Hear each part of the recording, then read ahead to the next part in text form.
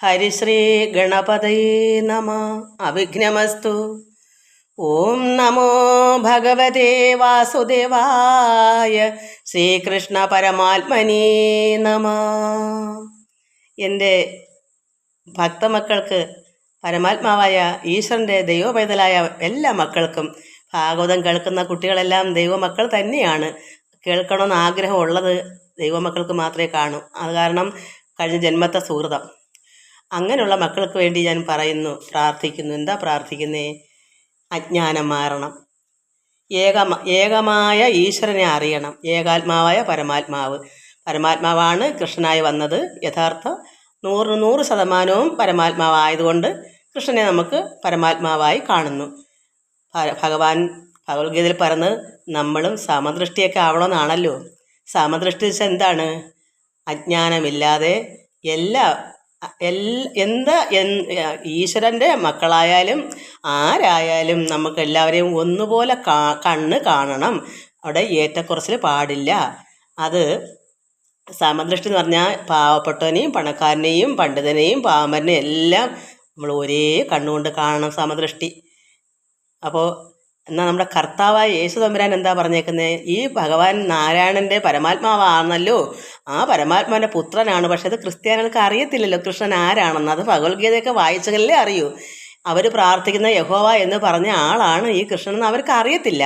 അതുകൊണ്ടാണ് അവർ കൃഷ്ണൻ്റെ ഫോട്ടോ കാണുമ്പോഴേ അത് പിശാചാണെന്ന് പറയുന്നത്. അത് അവർക്ക് അതിനുള്ള അറിവില്ലാത്തതുകൊണ്ട്, അറിഞ്ഞവരാരും പറയത്തുമില്ല. നല്ല ക്രിസ്ത്യാനി അച്ഛന്മാരുണ്ട്, സാക്ഷാത്കാരം നേടിയത്. കാരണം എല്ലാം ഏകമായി കാണുന്ന ഈ ഏകമായ പരമാത്മാവാണ് നാനാത്വമായി നമുക്ക് ഭൂമിയിൽ ഉള്ളതെന്ന് അവർ മനസ്സിലാക്കിയതുകൊണ്ട് അങ്ങനെയുള്ള നല്ല ജ്ഞാനികളുണ്ട്. അവർ പറയത്തില്ല.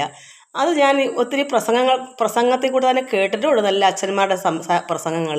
കാരണം അവർക്ക് പക്ഷാഭേദമില്ല, സമദൃഷ്ടി തന്നെ അവർക്ക്. പരമാത്മാവ് തന്നെയാ ഹിന്ദുക്കളുടെ ദൈവം എന്ന് പറയുന്നത് കൃഷ്ണനായാലും. അതുപോലെ തന്നെ കർത്താവായ യേശു തമ്പുരാൻ അവർ ക്രിസ്ത്യാനികൾക്ക് ഗുരുവാണ്, റബ്ബി എന്നാണ് ആ ശിഷ്യന്മാരെല്ലാം വിളിക്കുന്നത്. അപ്പം ഇവിടെ വന്നത് ദൈവപുത്രനായിട്ടാണ്. അത് കർത്താവെ എന്ന് വിളിക്കുന്നത് സൃഷ്ടി ചെയ്ത ആളെ കർത്താവ്. സൃഷ്ടി ചെയ്തത് കർത്താവായ യേശു തമ്പുരാനല്ല, പരമാത്മാവായ പിതാവാണ്, യഹോവയാണ്. അപ്പോൾ അവർ കർത്താവേന്ന്, യേശു കർത്താവ് ജനിക്കുന്നതിന് മുന്നേ കർത്താവേന്ന് വിളിക്കുന്നുണ്ട്.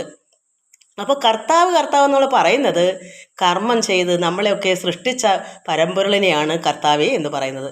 അപ്പം സ്വർഗസ്ഥനായ ഞങ്ങളുടെ പിതാവേ എന്ന് തന്നെയാണ് ഇവിടെ കർത്താവ്, യേശു കർത്താവ്. അതും കർത്താവ് നിറം കാണാൻ ജനങ്ങളെയൊക്കെ നന്നാക്കി വഴിതിരിച്ച് വിട്ടല്ലോ. ഈശ്വരൻ്റെ വഴിയെ തിരിച്ച് വിട്ട ഒരാളല്ലേ യേശു. അതുകൊണ്ട് അതും കർമ്മം ചെയ്ത ആളല്ലേ, നല്ല കർമ്മമല്ലേ ചെയ്തത്. അതായത് സ്വർഗരാജ്യം പ്രാപിപ്പാൻ. എന്താ സ്വർഗരാജ്യം? ആനന്ദപ്രദമായിരിക്കുന്ന രാജ്യം.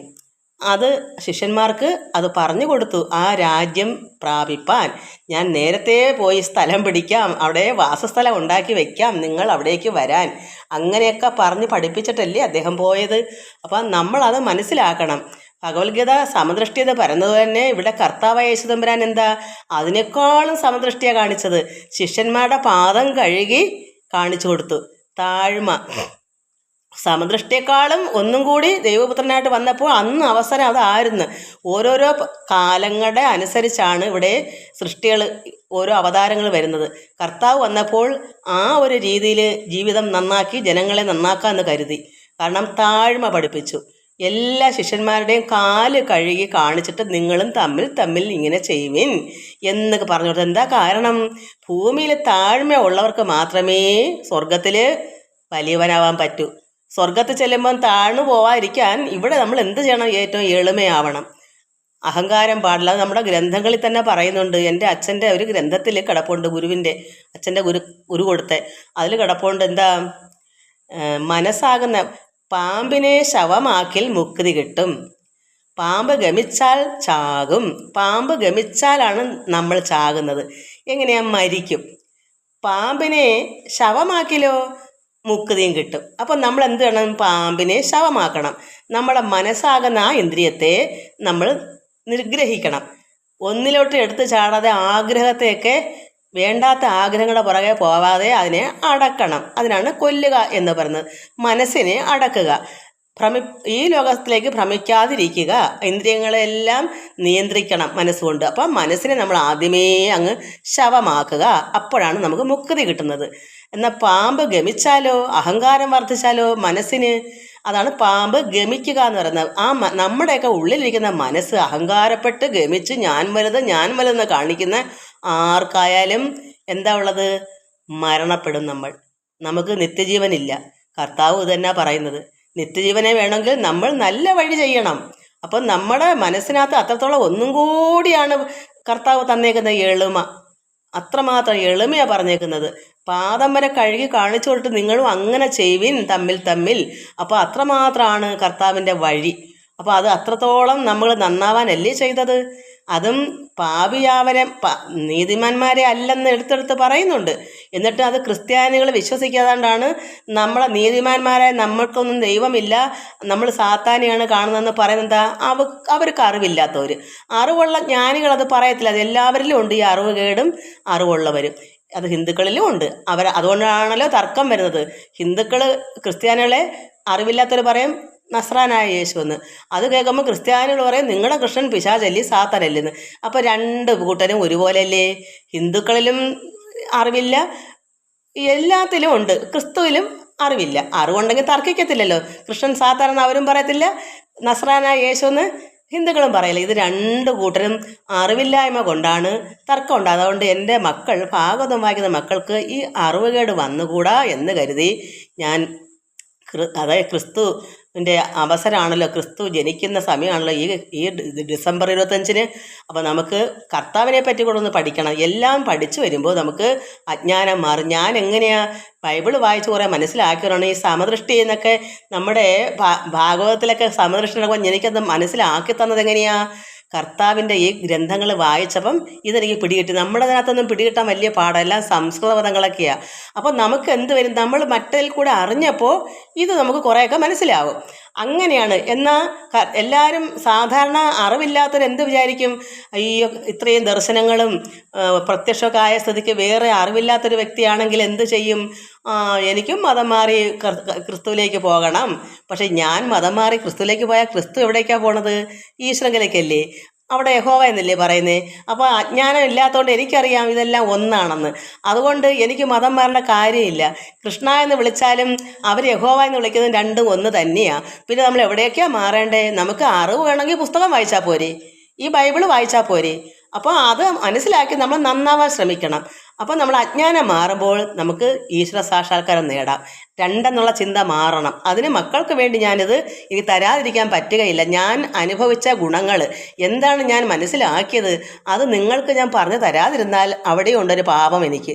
അതുകൊണ്ട് അറിയേണ്ടുന്നവർക്ക് ഇത് അജ്ഞാനം മാറാൻ ഗ്രന്ഥങ്ങൾ, സത്യമായ ഗ്രന്ഥങ്ങൾ, ശാശ്വതമായത് എന്താണ് എന്ന് നമുക്ക് എല്ലാ ഗ്രന്ഥത്തിലും ഉണ്ട്. അത് മനസ്സിലാക്കുമ്പോൾ എല്ലാം ഏകമായി നമുക്ക് കാണാം. ക്രിസ്ത്യാനിയെ കണ്ടാലും മുസൽമാനെ കണ്ടാലും ഹിന്ദുവിനെ കണ്ടാലും അതുപോലെ തന്നെ ദേവന്മാർ, ഏത് ദേവനെ, നാരായണ ഗുരുദേവനെ കണ്ടാലും പിന്നെ പരമാത്മാവായ കൃഷ്ണൻ്റെ വിഗ്രഹം കണ്ടാലും യേശു കർത്താവിനെ ഓർത്താലും എല്ലാം പരംപിതാവിൻ്റെ ഒന്നീ അവർ സന്തതികളാണ്, അല്ലെങ്കിൽ യഥാർത്ഥ പരമാത്മാവാണ് ഈ പരമാത്മാവായ കൃഷ്ണൻ. ഇതൊക്കെ നമുക്ക് ഉൾക്കൊള്ളാൻ കഴിയും. അപ്പോൾ അവിടെ രണ്ടെന്നുള്ളതൊന്നും ഉണ്ടാവത്തില്ല. എൻ്റെ ദൈവം നിൻ്റെ ദൈവം ഒന്നും ഉണ്ടാവത്തില്ല. എൻ്റെ മതം ഉത്കൃഷ്ടം, നിൻ്റെ മതം ചീത്തയെന്ന് വാദിച്ച് തൻ്റേതിനെ വലുതാക്കും. തൻ്റെ ഇടത്തിങ്കൽ എത്തുകാൻ നോക്കുക. തൻ്റെ ഇടത്തിങ്കൽ, ഇപ്പോൾ എൻ്റെ ഇടത്തിങ്കൽ എല്ലാവരെയും കൊണ്ട് എൻ്റെ അടുക്ക വരികയാണ്. എൻ്റെ ദൈവമാണ് വലുത്, നിൻ്റെ ദൈവം ചീത്ത എന്നുള്ള തർക്കങ്ങളാണ് ഇന്ന് നടക്കുന്നത്.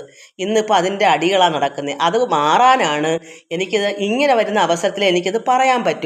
അല്ലെങ്കിൽ ഞാനത് ഓർക്കത്തില്ല. ഞാൻ എന്താണ് ആയി തീർന്നത് അത് മക്കളും അത് മനസ്സിലാക്കി പതുക്കെ അങ്ങനെ ആകുമ്പോൾ നമുക്കും നമ്മുടെ ഉള്ളിൽ പരമാത്മാവ് വസിക്കണമെങ്കിൽ അതാണ്. അപ്പം ഈശ്വരൻ എന്താ ചിന്തിക്കുന്നേ? ഈശ്വരൻ ചിന്തിക്കുന്നത് നിങ്ങൾ ലോകത്തിൻ്റെ വെളിച്ചമാകുന്നു. ആരോടാ പറഞ്ഞ കർത്താവ്? യേശു ക്രിസ്തു പറഞ്ഞത് ശിഷ്യന്മാരോട്. ശിഷ്യന്മാർ വല നന്നാക്കിക്കൊണ്ടിരിക്കുന്ന മത്സ്യം പിടിക്കുന്ന മുക്കുവന്മാർ, അവരെ കർത്താവ് വിളിച്ചു, നിങ്ങൾ എന്നെ അനുഗമിക്കിൻ, ഞാൻ നിങ്ങളെ മനുഷ്യനെ പിടിക്കുന്നവരാക്കും. മത്സ്യത്തെ അല്ല നിങ്ങൾ പിടിക്കുന്നത്, മനുഷ്യരെയാണ്. എന്താ?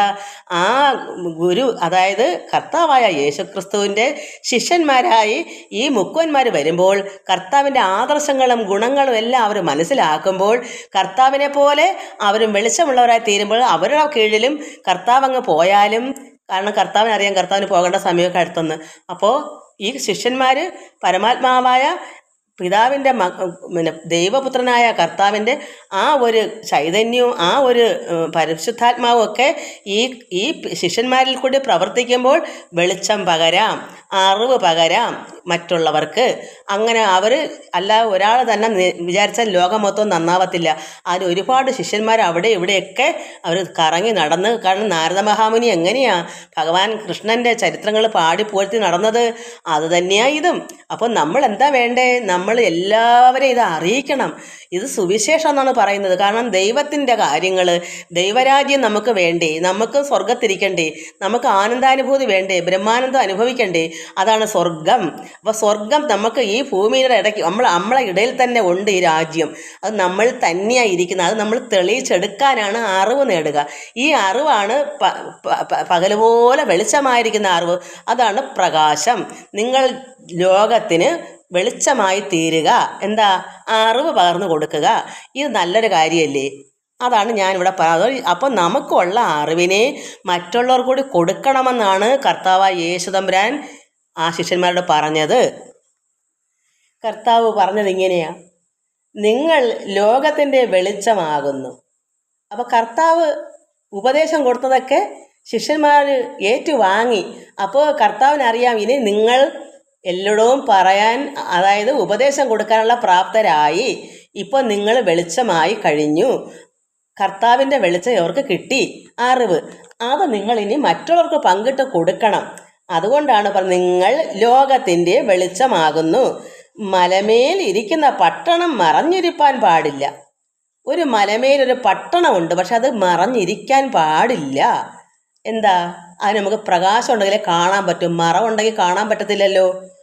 അതുകൊണ്ട് വിളക്ക് കത്തിച്ച് പറയിൻ കീഴല്ല തണ്ടിന്മേലത്രേ വയ്ക്കുന്നത്, അപ്പോൾ അത് വീട്ടിലുള്ള എല്ലാവർക്കും പ്രകാശിക്കുന്നു.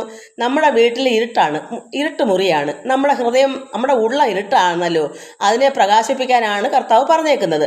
അതിൻ്റെ ഉദാഹരണമാണ് ഇത്. നമ്മുടെ മുറിയിൽ രാത്രിയിൽ ഇരുട്ടാണ്. ആ ഇരുട്ടിനെ പ്രകാശിക്കണമെങ്കിൽ, നമുക്ക് വെട്ടം കിട്ടണമെങ്കിൽ നമ്മൾ എന്ത് ചെയ്യണം? വിളക്ക് കത്തിക്കണം. വിളക്ക് കത്തിച്ച് ഒരു പറയിൻ കീഴിലും അല്ല, അത് കട്ടിലിൻ്റെ കീഴിലും അല്ല, അത് എവിടെ വെക്കേണ്ടത്? എല്ലാവർക്കും പ്രകാശിക്കാൻ അത് തണ്ടിന്മേലത്രേ. അത് മേശപ്പുറത്തോ എന്തെങ്കിലും പൊക്കപ്പുറത്ത് വെച്ചെങ്കിലേ ആ മുറി മൊത്തം പ്രകാശിക്കും. അപ്പോൾ നമുക്ക് വീട്ടിലുള്ള എല്ലാവർക്കും അത് പ്രകാശം നമുക്ക് കാണാം. അതിൻ്റെ ഉദാഹരണമാണ് എന്താ വെച്ചാൽ, നമ്മുടെ ഉള്ളിലിരിക്കുന്ന അഴുക്കിനെ, മാലിന്യത്തെ, അതിനെ കഴുകി കളയണമെങ്കിൽ വെളിച്ചമാകുന്ന അറിവ് എല്ലാവർക്കും പകർന്നു കൊടുക്കണം.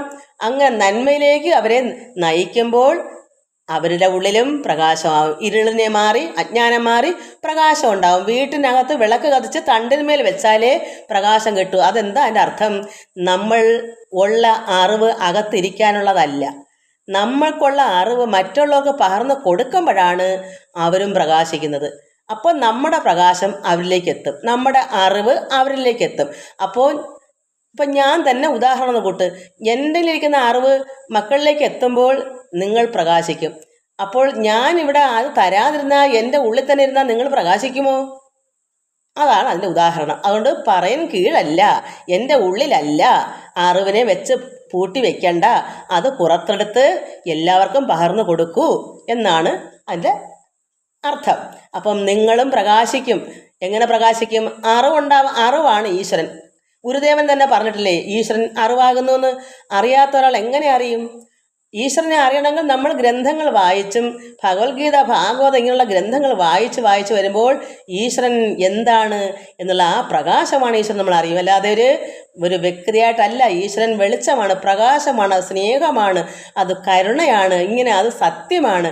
ഈ സത്യത്തിൻ്റെ വഴി ആണ് കർത്താവ്. ഞാൻ തന്നെയാകുന്നു വെളിച്ച വഴിയും ജീവനും. എന്താണ് ജീവൻ? ജീവൻ എന്ന് പറയുന്നത് ഇപ്പൊ സ്വർഗരാജ്യത്ത് നമ്മൾ ചെല്ലുന്നെന്ന് പറയുന്നത് നമുക്ക് ജീവനുണ്ട്, അമരത്വം നേടിയെങ്കിലേ നമുക്ക് അവിടെ കിട്ടൂ, ഇല്ലെങ്കിൽ നരകത്തിലേക്ക് പോകും. അപ്പോൾ ജീവൻ എന്ന് പറഞ്ഞാൽ നമ്മൾ അമരത്വമായി മാറുക. അതാണ് നമ്മുടെ ഹിന്ദുക്കൾ പറയുന്നത്, അമരനാവുക. അവർക്കാണ് അതായത് സ്വർഗലോകം ആനന്ദം കൊണ്ട് നിറയ്ക്കുന്നത്. അതേസമയം ഈ അറിവ് കിട്ടാതിരുന്നാൽ എന്ത് വരും? ആനന്ദം അനുഭവിക്കാൻ പറ്റുകയില്ല. നമ്മൾ ഇവിടെ ജീവിച്ചിരിക്കുമ്പോൾ നമ്മുടെ വീട്ടിൽ നമുക്ക് ആനന്ദിച്ചിരിക്കാം. ഈ ലോക സുഖവും കിട്ടും, ആത്മീക സുഖവും കിട്ടും. എല്ലാം കൊണ്ട് ഒരു പ്രത്യേക അനുഭൂതി, ബ്രഹ്മാനന്ദ ജ്ഞാനം, അത് ആനന്ദാനുഭൂതി നമ്മൾ അനുഭവിക്കുന്നതാണ് സ്വർഗം എന്ന് പറയുന്നത്. അതാ സ്വർഗരാജ്യം. അത് നമ്മളെ ഇടയിൽ തന്നെ ഉണ്ടല്ലോ എന്ന് കർത്താവ് പറഞ്ഞിട്ടുമുണ്ട്. എപ്പോ വരും കർത്താവേ ഈ ദൈവരാജ്യം? അത് അവിടെ എന്ന് പറഞ്ഞാൽ അവിടെയും അല്ല, അത് ഇവിടെയും അല്ല. കാരണം ഇവിടെ കള്ളപ്രവാചകന്മാർ വന്നിട്ട് പറയും ഇവിടെയാണ് എന്ന് പറഞ്ഞ് നമ്മൾ ഓടി അങ്ങോട്ട് ചെല്ലണ്ട. അത് അവരവരുടെ ഇടയ്ക്ക് തന്നെ ഉണ്ട്. എവിടെയാ? നമ്മളെ ഉള്ളിൽ തന്നെ ഉണ്ട്. അപ്പം എന്താ മനസ്സിലാക്കണം? ആനന്ദമാണ് ദൈവരാജ്യം. അത് നമ്മൾ അനുഭവിച്ചറിയുക, രുചിച്ചറിയുക. അതിനെ അറിയാതെ കള്ളപ്രവാചകന്മാരായിരിക്കുന്നവരൊക്കെ പറ്റിച്ച് ഇവിടെ കർത്താവ് എന്നിൽ കൂടിയിട്ടുണ്ട്, നിങ്ങൾ ഇവിടെ വരുന്നുണ്ട്, അവരുടെ മാലയും താലിയും എല്ലാം ഊരിയെടുത്ത് അവരെ കടക്കാരാക്കി വെക്കും. എന്താ? പണത്തിന് വേണ്ടി. കർത്താവ് പണത്തിന് വേണ്ടിയാണോ പറഞ്ഞേക്കുന്നത്? അപ്പം കള്ളപ്രവാചകന്മാരെ നിങ്ങൾ സൂക്ഷിച്ചുകൊള്ളുമെന്ന് പറഞ്ഞിട്ടുണ്ട്. അപ്പോൾ അവരുടെ അടുക്കലേക്ക് പോകരുത്. നമ്മുടെ ഹിന്ദുക്കളും പറയുന്നത് എന്താണ്? ഗുരുവെ പരീക്ഷിച്ചു സ്വീകരിക്കൂ, ഗുരുവേഷം കണ്ടു ഭ്രമിക്കേണ്ട നീ, പരിശോധിക്കാതെ വരിച്ചു കൊണ്ടിടുകിൽ പരിതാപം തീരില്ല. നമ്മളൊരു ഗുരുവിനെ മനസ്സിലാക്കിയിട്ട് വേണം അടുക്കാൻ. കള്ളപ്രവാചകന്മാരെ പോലെ പല സന്യാസിമാരും കപട വേഷക്കാരും വരും. ഇത് ഹിന്ദുക്കളും പറയുന്നു, എല്ലാത്തിലും ഉണ്ട്. കർത്താവും പറയുന്നു കള്ളപ്രവാചകന്മാരെ നിങ്ങൾ സൂക്ഷിച്ചുകൊള്ളുൻ. അവരുടെ പ്രവൃത്തി കൊണ്ട് നമുക്ക് മനസ്സിലാക്കാം. എന്താ പ്രവൃത്തി? നല്ല വൃക്ഷത്തിൽ നല്ല ഫലം കായ്ക്കും. നല്ല സന്യാസിയാണെങ്കിൽ നല്ല ഫലം അദ്ദേഹത്തിൻ്റെ വായിൽ നിന്ന് പുറപ്പെടും, നല്ല പ്രവൃത്തി. അല്ലാതെ മാലയും താലിയും പൊട്ടിച്ച് പണം ഉണ്ടാക്കുന്ന സ്വഭാവം ഒരു നല്ല സന്യാസിക്ക് ഇല്ല. അപ്പോൾ പ്രവൃത്തി കൊണ്ടാണ് മനസ്സിലാക്കുന്നത് കള്ളനാണോ നേരായവനാണോ എന്ന്. അതാണ് നിങ്ങൾ പരിശോധിക്കാതെ വരിച്ചു കൊണ്ടിടുകിൽ, അത് നമ്മൾ മനസ്സിലാക്കിയിട്ടേ ചെന്ന് ചേരാവൂ. ഇല്ലെങ്കിൽ നമ്മുടെ മൊത്തവും കൊണ്ടും അവസാനം നമ്മളെ കൂടെ അങ്ങെടുത്തുകൊണ്ട് പോകും. അതാണ് ഇന്നത്തെ ലോകം. അതുകൊണ്ട് കർത്താവ് ഇത് തന്നെയാണ് പറഞ്ഞേക്കുന്നത്, കള്ളന്മാരെ നിങ്ങൾ സൂക്ഷിച്ചുകൊള്ളും. ഇവർ പരീശന്മാരൊക്കെ ചോദിക്കും ദൈവരാജ്യം എപ്പം വരുമെന്ന്. കർത്താവ് ഇങ്ങനെ പല രീതി ഉപമ കൂടെ പറയത്തുള്ളൂ, അല്ലാതെ നേരിട്ട് കയറൊന്നും പറയത്തില്ല. അപ്പോൾ അവർക്ക് അറിവില്ലാത്തവർ ചോദിച്ചു എപ്പോഴാ ദൈവരാജ്യം വരുന്നത്? അത് അവിടെയും അല്ല, അത് ഇവിടെയല്ല, അത് കാണത്തക്കവണ്ണവും അല്ല, അത് കാണാൻ പറ്റത്തില്ല. എത്രമാത്രം ഒന്ന് ആലോചിച്ച് നോക്കുക ആ ഒരു വാക്ക്. അത് കാണത്തക്ക വണ്ണമല്ല വരുന്നത്. ഇന്ന് ഓരോരുത്തരും അത് മനസ്സിലാക്കാതെ ഓരോ മിന്നലും അതൊക്കെ കാണിച്ച് അപകടപ്പെടുത്തി ജനങ്ങളെ അങ്ങ് പറ്റിക്കുക. ആകാശത്തോട് നോക്കുമ്പോൾ അവിടെ ദൈവദൂതന്മാർ വന്നൊക്കെ ഇങ്ങനെ കാണിക്കും. ഇതെല്ലാം അപകടങ്ങളാണ്, വെറുതെയാണ്. അപ്പോൾ എന്താ? കാണത്തക്ക വണ്ണമല്ല ദൈവരാജ്യം. അത് ആനന്ദാനുഭൂതിയാ, അത് അനുഭവിച്ചറിയുന്ന ഒരവസ്ഥയാ. അതൊരവസ്ഥയാണത്, അത് കാണാൻ കിട്ടുന്നതല്ല. പരമാത്മാവ് അരൂപിയാണ്, അത് ചൈതന്യമാണ്. അത് ഉള്ളിലിരിക്കുന്ന ചൈതന്യത്തെ അനുഭവിച്ച് രുചിച്ചറിയുന്നതാണ് ദൈവരാജ്യം. ആനന്ദാനുഭൂതി, ബ്രഹ്മാനന്ദാനുഭൂതി എന്ന് പറയും. അതിന് കർത്താവ് ഇങ്ങനെ പറഞ്ഞു, നിങ്ങളത് കാണത്തക്കവണ്ണമല്ല ദൈവരാജ്യം വരുന്നത്. അത് അവിടെ എന്ന് പറഞ്ഞാലുമല്ല, അത് ഇവിടെയുമല്ല, അത് നിങ്ങളെ ഇടയിൽ തന്നെ ഉണ്ടല്ലോ, നമ്മുടെ ഉള്ളിൽ തന്നെ ഉണ്ട്. അതിൽ കൂടി എന്താ പറഞ്ഞു തരേണ്ടുന്നത്? ഇത് മനസ്സിലാക്കാതാണ്ടാണെന്ന് ക്രിസ്ത്യാനികൾ മൊത്തവും കറങ്ങുന്നത്. ഇത് യഥാർത്ഥം മനസ്സിലാക്കണമെങ്കിൽ സാക്ഷാത്കാരം നേടണം. ഇതെല്ലാം ഏകമായ ഈശ്വരനെ നാനാത്വമായിട്ട് ഇവിടെ എല്ലാം വന്നിരിക്കുന്ന എല്ലാം പരമാത്മാവ് തന്നെയാണ്. കള്ളന്മാരല്ല, കള്ളന്മാർ സാത്താന്മാരാണ്. രാത്രിക്ക് പകൽ എന്നതുപോലെ കുന്നിന് കുഴി എന്നതുപോലെ ദൈവമുണ്ട്, സാത്താനുമുണ്ട്. സാത്താന്മാരുടെ സ്വഭാവം നമുക്കറിയാം, ദുഷ്പ്രവർത്തികളാണ് മൊത്തം ചെയ്യുന്നത്. അവർ ഇതൊക്കെ പറഞ്ഞുകൊണ്ട് വരും, മാലയും പൊട്ടിച്ചോണ്ട് പോകും, കുഞ്ഞിനെയും പിടിച്ചോണ്ട് പോകും, രാത്രിക്ക് രാമായണം മോഷ്ടിക്കാൻ കയറും, അല്ലെങ്കിൽ ഞാൻ തപസ്യാണ് സന്യാസിയാന്ന് പറഞ്ഞ് ഇരുന്നുകൊണ്ട് നിങ്ങൾ ഇത്ര രൂപ കൊണ്ടുപോവാ, ഇന്ന പൂജ നടത്താം, ഇങ്ങനെയെല്ലാം പറ്റിച്ച് പണം ഉണ്ടാക്കും. അവർ സാത്താന.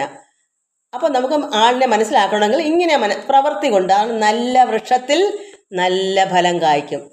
അതേസമയം കാഞ്ഞിരത്തിൽ എന്താ കായ്ക്കുന്നത്? കാഞ്ഞിരക്കുരുവാ കായ്ക്കുന്നത്, കഴിക്കും അത്. അപ്പോൾ അത്തിപ്പഴമാണ് കായ്ക്കുന്നത്. അപ്പോൾ നല്ല ഒരു മനുഷ്യനെ, സാത്വികനായ ഒരു സന്യാസിയെ കാണുമ്പോൾ അദ്ദേഹത്തിൻ്റെ വചനവും അദ്ദേഹത്തിൻ്റെ പ്രവൃത്തിയും കാണുമ്പോൾ അത് യഥാർത്ഥമാണോ, അത് സത്യമാണോ എന്ന് നമുക്ക് മനസ്സിലാക്കും. അപ്പോൾ യേശു കർത്താവ് സത്യത്തിൻ്റെ വഴിയാണ് കാണിച്ചു തന്നേക്കുന്നത്. അതും മാത്രമല്ല, എത്രയും പാപിയായ ആളുടെ കൂടെ കാണാതെ പോയ ആടിനെ തിരക്കി പോയി. അത്രമാത്രമാണ് കർത്താവ് വിഷമവും സ്നേഹം കൊണ്ട്. കാരണം എല്ലാം പരമാത്മാവിൻ്റെ മക്കളാണ്. അപ്പോൾ കർത്താവിൻ്റെ സഹോദരങ്ങളാണ് എല്ലാവരും. ഒന്നുപോലും നശിച്ചു പോകരുതെന്ന് കരുതി കർത്താവ് ആ തെറ്റിപ്പോയ ആടിൻ്റെ പുറകെ പോയി. അതുകൊണ്ടല്ലയോ പിതാവായ ദൈവം കർത്താവിനെ കുഞ്ഞാട് കുഞ്ഞാട്. അത്രത്തോളം കർത്താവ് എളിമയാണ്. മറ്റുള്ളവരെ നന്നാക്കണം. വേദനയുണ്ട് ഒരുത്തൻ നശിച്ചു പോയാൽ. ഇന്ന് എവിടെ ആർക്കുണ്ട് വേദന? ഏത് പ്രവാചകനാണ് ഇത്രയും വേദനയുള്ളതായിട്ട് വന്നിട്ടുള്ളത്? എത്ര പ്രവാചകന്മാർ? കൃഷ്ണൻ പരമാത്മാവാണ്. അല്ലാതെ മറ്റ് പ്രവാചകന്മാരൊക്കെ വന്നിട്ടുണ്ട്. അവർക്കൊക്കെ ഇത്ര വേദന ഞാൻ കേട്ടിട്ടില്ല. കർത്താവിൻ്റെ ഗ്രന്ഥം വായിച്ചിട്ടുണ്ട്, മറ്റുള്ള ഞാൻ വായിച്ചിട്ടില്ല. നമ്മുടെ ഹിന്ദുക്കളെ വായിച്ചു. പക്ഷേ ഇപ്പം ഗുരുദേവനായാലും മറ്റാരായാലും ഒരു കുട്ടി വിഷമിച്ചോ അല്ലെങ്കിൽ നശിച്ചോ പോകുന്നതിനെപ്പറ്റി വേദനിക്കണമെങ്കിൽ അത് കർത്താവിന് മാത്രമേ ഉള്ളൂ. ഇപ്പം ചിലപ്പോൾ അത് മനസ്സിലാക്കിയ ശിഷ്യന്മാർക്കാണ് അങ്ങനെ ആയിട്ടുണ്ടാവാം. പക്ഷെ ഇത് എത്രയോ വർഷത്തിന് മുമ്പാ. അന്ന് കർത്താവ് ഇത്രയും വേദന. അതുകൊണ്ട് കർത്താവ് അത്രയ്ക്കൊരു കുഞ്ഞാടാണ്. അതുകൊണ്ട് എനിക്ക് ഭയങ്കര ഇഷ്ടവുമാണ്. അപ്പോൾ ഇവിടെ പറയുന്നു, മലമേൽ ഇരിക്കുന്ന പട്ടണം മറഞ്ഞിരിപ്പാൻ പാടില്ല. വിളക്ക് കത്തിച്ച് പറയിന് കീഴല്ല, തണ്ടിനുമേൽ അത്രേ വയ്ക്കുന്നത്. അപ്പോൾ അത് വീട്ടിലുള്ള എല്ലാവർക്കും പ്രകാശിക്കുന്നു. അപ്പോൾ എന്താ, ഒരാൾ എന്തെങ്കിലും ഒരു അല്പം പ്രകാശം ഉള്ളിലുണ്ടെങ്കിൽ അത് വീട്ടിലുള്ള എല്ലാവർക്കും കൊടുക്കണം, വീട്ടിൽ വരുന്നവർക്കും കൊടുക്കണം, മറ്റുള്ളവർക്കും കൊടുക്കണം. ലോകത്തിന് മൊത്തം നിങ്ങൾ ലോകത്തിൻ്റെ വെളിച്ചമാകുന്നു. അപ്പോൾ നമ്മളത് ഒന്നല്ല രണ്ടല്ല എത്ര പേർക്കുടലും നമുക്ക് കൊടുക്കണം. അങ്ങനെ തന്നെ മനുഷ്യർ നിങ്ങളുടെ നല്ല പ്രവൃത്തികളെ കണ്ട് സ്വർഗസ്ഥനായ നിങ്ങളുടെ പിതാവിനെ മഹത്വപ്പെടുത്തേണ്ടതിന് നിങ്ങളുടെ വെളിച്ചം അവരുടെ മുമ്പിൽ പ്രകാശിക്കട്ടെ. അപ്പോൾ സ്വർഗസ്ഥനായ പിതാവാരാ? പരമാത്മാവ്, പരബ്രഹ്മം. ആ പരബ്രഹ്മം മഹത്വപ്പെടുന്നത് എന്താ? എൻ്റെ ദൈവമക്കൾ. അപ്പോൾ ഒരു ദൈവപുത്രനാവും നമ്മളും, ഒരു ദൈവപുത്രിയോ പുത്രനോ ഒക്കെ ആകും. കർത്താവിനെ പോലെ നമ്മളും ചെയ്യുമ്പോൾ നമ്മളും പിതാവിൻ്റെ ഒരു പുത്രി തന്നെയാണ്. അങ്ങനെയാണ് നമ്മൾ ദൈവമക്കളാകുന്നത്. അല്ലെങ്കിൽ ദൈവമക്കൾ എങ്ങനെയാവും? ഈശ്വരന് ഇഷ്ടപ്പെടണ്ടേ നമ്മളെ പ്രവൃത്തി? നമ്മൾ നന്മ ചെയ്തെങ്കിലല്ലേ ഭഗവാൻ ഇഷ്ടപ്പെടൂ. അപ്പോൾ നിങ്ങളും അങ്ങനെ സ്വർഗസ്ഥനായ പിതാവിനെ മഹത്വപ്പെടുത്തേണ്ടതിന് നിങ്ങളുടെ വെളിച്ചം, നമുക്കുള്ള വെളിച്ചം മതി. അത് കർത്താവ് അതിൽ കൂടുതൽ വേണമെന്ന് പറയുന്നില്ല. നമുക്ക് എത്രയേ ഉള്ളൂ അത് ഇല്ലാത്തവർക്ക് കൊടുക്കുക. ഉള്ളവർക്ക് കൊടുക്കാനല്ലല്ലോ പറയുന്നത്. നമുക്കിപ്പോൾ LKG UKG അറിവേ ഉള്ളെന്നിരിക്കട്ടെ, അത്രയും നമുക്ക് കൊടുക്കാമല്ലോ. അതിനപ്പുറത്തോട്ട് വേണമെങ്കിൽ മറ്റ് വേറെ ആൾക്കാർ കൊടുത്തോളൂ. നമ്മളാൽ ഒക്കുന്നത് 4 അക്ഷരമേ നമുക്കുള്ളൂ. അതുണ്ടെങ്കിൽ അതത്രയും കൊടുക്ക്. ഈശ്വരൻ ഏകനാണെന്നെങ്കിൽ ഒന്ന് പഠിപ്പിക്കാമല്ലോ. പരമാത്മാവായ ദൈവം ഏകനാണ്. അത് യഹോവ എന്നും അള്ളാഹു എന്നും ഓങ്കാരമെന്നും പറയുന്നതെല്ലാം ഏക ദൈവത്തെയാണ്. എല്ലാം ഈശ്വരൻ്റെ മക്കളാണ്. ഈ ലോകം നമ്മളെല്ലാം വസിക്കുന്ന ഒരു കുടുംബമാണ്. ഈശ്വരൻ്റെ സന്തതികളാണ് നമ്മളെല്ലാവരും, സർവ്വസൃഷ്ടികളും. ഇന്നൊക്കെ നമുക്ക് അറിയാമല്ലോ. അത്രയെങ്കിലും നമുക്കതൊക്കെ പറഞ്ഞു കൊടുക്കാമല്ലോ. അപ്പോൾ എല്ലാവരെയും സമദൃഷ്ടിയായിട്ട് ഹിന്ദുക്കളുടെ ഗ്രന്ഥത്തെ സമദൃഷ്ടി എന്ന് പറയുന്നു. അതുപോലെ കർത്താവ് എന്താ പറയുന്നത്? നിന്റെ അയൽക്കാരനെ നിന്നെ പോലെ സ്നേഹിക്കണമെന്നാണ് പറയുന്നത്. അവിടെ അയൽക്കാരൻ പണക്കാരനാണെന്നോ പാവപ്പെട്ടനാണെന്നോ ഈ അയൽക്കാരൻ എന്ന് പറഞ്ഞാൽ അവിടെ നമ്മളെ ചുറ്റിനുമുള്ളത് ആരായാലും അയൽക്കാരാ. അതൊരു ജീവജാലമായാലും നമ്മുടെ ചുറ്റിനും താമസിക്കുന്ന പട്ടിണി പാവങ്ങളായ ചില മൃഗങ്ങൾ കാണും, പക്ഷികൾ കാണും, മനുഷ്യർ കാണും. ഇവരൊക്കെ നമ്മൾ എന്ത് ചെയ്യണം? നമ്മൾ താഴ്ന്നവരെയാണ് എല്ലാം ചെയ്യേണ്ടത്. ആരോരും ഇല്ലാത്ത അനാഥർ, അതുപോലെ തന്നെ ആരും താങ്ങും തണലും ഇല്ലാത്തവർ, അല്ല സ്വന്തം നമ്മളെപ്പോലെ ഇപ്പം എനിക്ക് എത്ര ഉണ്ടോ അല്ലെങ്കിൽ ഇല്ലയോ അതിനേക്കാൾ ഒന്നുകൂടെ താഴ്ന്ന പടിയുള്ള ഒരു ലോകത്തുണ്ട്. അപ്പോൾ അങ്ങനെ ഉള്ളവരെ സ്നേഹിക്കണം കർത്താവ് പറഞ്ഞേക്കുന്നത്. സമദൃഷ്ടിയെന്നും അല്ല പറഞ്ഞേക്കുന്നത്. നമുക്ക് ഭാഗവതം മൊത്തം സമദൃഷ്ടി എന്നാണ് പറഞ്ഞേക്കുന്നത്. പക്ഷേ ഇവിടെ കർത്താവ് അങ്ങനെയും അല്ല.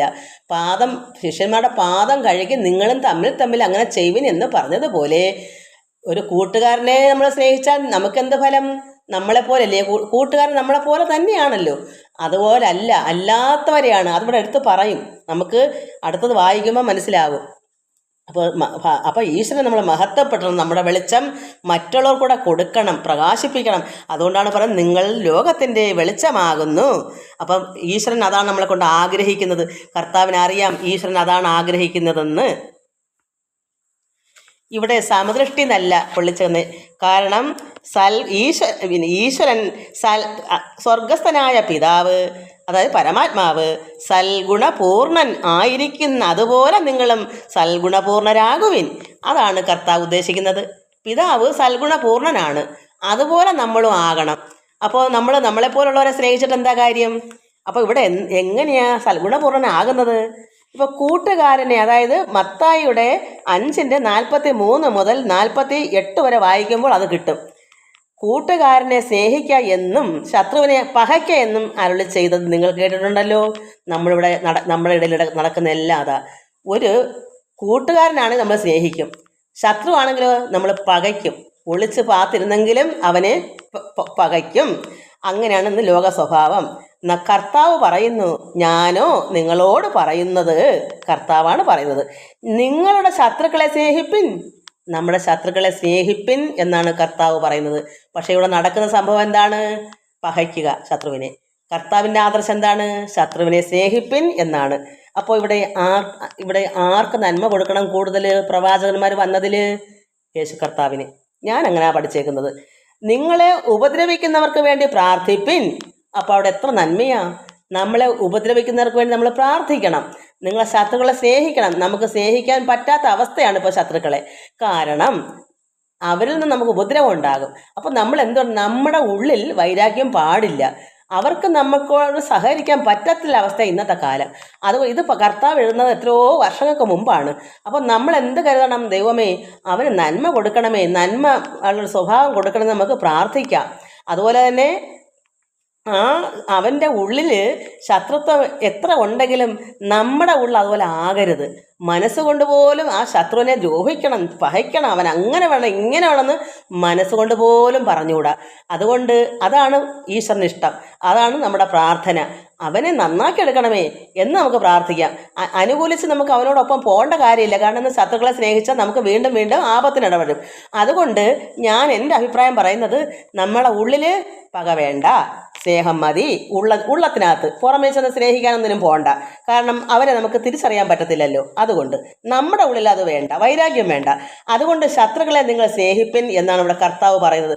സ്വർഗസ്ഥനായ നിങ്ങളുടെ പിതാവിന് പുത്രന്മാരായി തീരേണ്ടതിന് തന്നെ. അങ്ങനെ ആകുമ്പോഴേ നമ്മുടെ പിതാവിന് നമ്മളെ ഇഷ്ടമുള്ളൂ.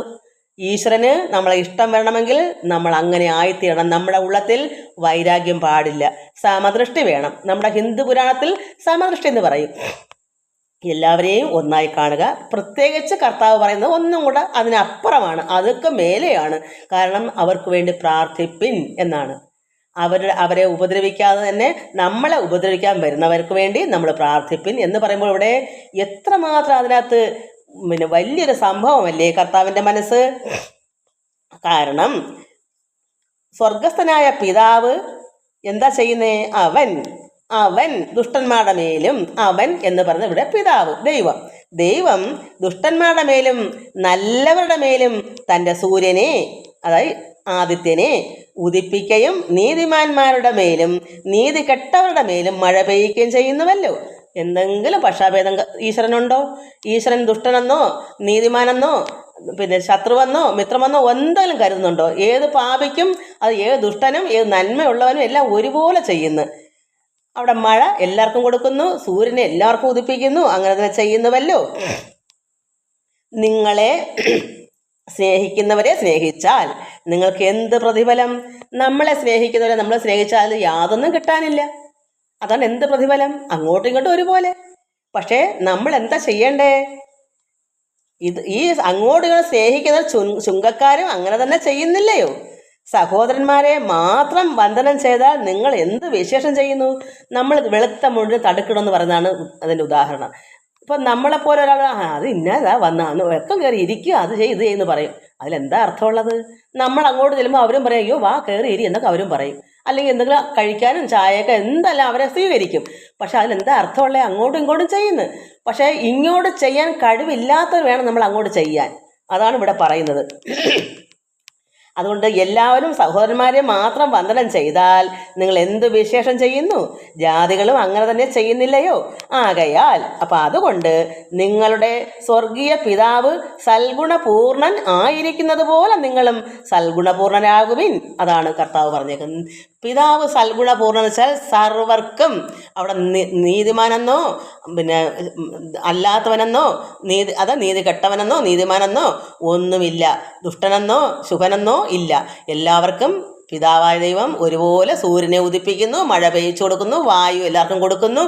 അങ്ങനെ ഉള്ളപ്പോൾ നമ്മളും അതുപോലെ ചെയ്താൽ മാത്രമേ ഇവിടെ വെളുത്ത മുണ്ടിന് മാത്രം തടുക്കിടാതെ ഒരു പാവപ്പെട്ടവൻ വന്നാൽ അവന് തിരിച്ച് ചിലപ്പോൾ നമുക്ക് ചെയ്യാൻ പറ്റാത്തവനായിരിക്കും. അവർക്കാണ് മുമ്പേ ചെയ്യേണ്ടത്. ഈശ്വരൻ നോക്കുന്നത് എളിമയുള്ളവർക്ക്. കാരണം ശേഷിയില്ലാത്തവരെ നമ്മൾ സ്വീകരിക്കുകയോ എടുക്കുകയോ ചെയ്താൽ അത് ദൈവത്തിന് ചെയ്യുന്ന തുല്യമാണെന്നാണ്. ദൈവം ഒരു പാവപ്പെട്ടവൻ്റെ ഹൃദയത്തിലാണ് കൂടുതലും ഉള്ളത്. അപ്പോൾ അത് ദൈവത്തിന് കൊടുക്കുന്ന തുല്യമാണ്. നമുക്ക് ഒരു അത്രമാത്രം നിരപരാധി വെച്ചാൽ അത്രമാത്രം സാധുക്കൾ നമ്മളെക്കാൾ ഒന്നും കൂടെ പാവപ്പെട്ടവർക്ക് വേണം ചെയ്യാൻ. കാരണം തിരിച്ചു ചെയ്യാൻ അവർക്ക് സാധിക്കത്തില്ലല്ലോ. അങ്ങനെയുള്ളവർക്ക് ചെയ്യണം. അതാണ് ഈശ്വരൻ്റെ സ്നേഹം നമുക്ക് കിട്ടുന്നത്. ഈശ്വരനും അങ്ങനെ തന്നെയാണ്, സർവ്വപേർക്കും ഒരുപോലെ തന്നെ ചെയ്യുന്നു, പക്ഷാഭേദമില്ല. നദിയിലിറങ്ങി കുളിക്കരുതെന്ന് നീചന്മാരോടോ ബ്രാഹ്മണരോടോ ഒന്നും പ്രത്യേകിച്ച് പറയുന്നില്ല. അവിടെ മൃഗങ്ങൾക്കും വെള്ളം കുടിക്കാം, മനുഷ്യർക്കും കുടിക്കാം, കുളിക്കാം, എല്ലാവർക്കും ഒരുപോലെ തന്നെ ചെയ്യുന്നു. അതുപോലെ നിങ്ങളും അങ്ങനെ ആകുവിൻ. ഇതാണ് കർത്താവ് നമുക്ക് തന്ന ഉപദേശങ്ങൾ. ഈ ഉപദേശം നല്ല ഉപദേശമല്ലേ? അതുകൊണ്ട് ഇതിപ്പം എന്താ പറയുക, ഡിസംബർ മാസം കൂടെ അല്ലേ ഇത്. മക്കളെല്ലാം പഠിച്ചിട്ട് ഇത് പഠിക്കുമ്പോൾ, ഇത് മനസ്സിലാക്കുമ്പോൾ നമ്മൾ മനസ്സിലാക്കും. എന്താ മനസ്സിലാക്കുന്നേ? നമ്മളിലിരിക്കുന്ന പരമാത്മാവിനെ നമ്മൾ അറിയും. ഇതാണ് വഴി. കർത്താവ് പറഞ്ഞ വഴി, ഞാൻ തന്നെ വഴിയും ജീവനും. ഈ വഴി പഠിച്ചാൽ നമ്മളും അമരത്വം നേടാം. അല്ലാതെ വേറൊന്നുമല്ല കർത്താവ് പറഞ്ഞ. കർത്താവിൻ്റെ ആദർശം ഇത്, സംഭവം ഇതാണ്. അതിന് അറിയാമയത്തൊരു എന്തെങ്കിലുമൊക്കെ വളച്ചു കെട്ടി പറയുന്നത് വിശ്വസിക്കണ്ട. ഞാൻ പറയുന്നത് എൻ്റെ മക്കൾക്ക്, ഭാഗവതം വായിക്കുന്ന മക്കൾക്ക് വേണ്ടിയാണ്. കാരണം അറിവുണ്ടെങ്കിൽ മാത്രമേ നമുക്ക് ജ്ഞാനം വന്നാലും നമ്മുടെ ഉള്ളം പ്രകാശിക്കത്തുള്ളൂ. അവിടെ അജ്ഞാനം പാടില്ല. അജ്ഞാനം മാറാനാണ് ഞാൻ തന്നത്. അത് എല്ലാ മക്കളും ഇതിന് കമൻസ് ചെയ്യണം. ഇത് ഇഷ്ടപ്പെട്ടോ? എന്നാൽ ഞാൻ ഇനിയും പറഞ്ഞു തരും. എല്ലാവർക്കും നമസ്കാരം. ഓം ലോകാ സമസ്ത സുഖിനോ ഭവന്തു. ഹരി ഓം ഹരി ഓം ഹരി ഓം.